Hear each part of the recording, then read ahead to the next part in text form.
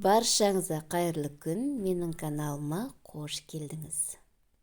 Бүгін жемісті шай, яғни фруктовый чай әзірлейтін боламыз.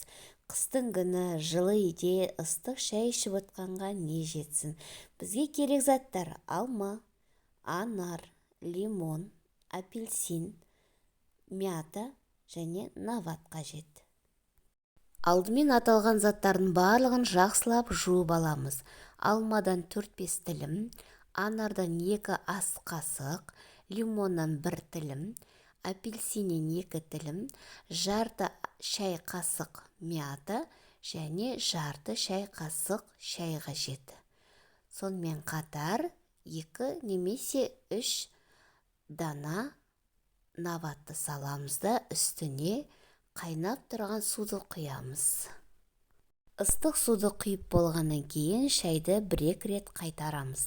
Сол кезде біздің шайымыздың шығымы шығады, мятаның дәмі, салынған жемістердің дәмі, сонымен қатар нават та ери бастайды.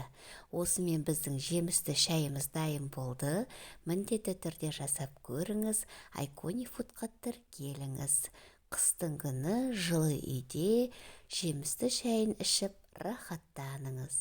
Ас болсын!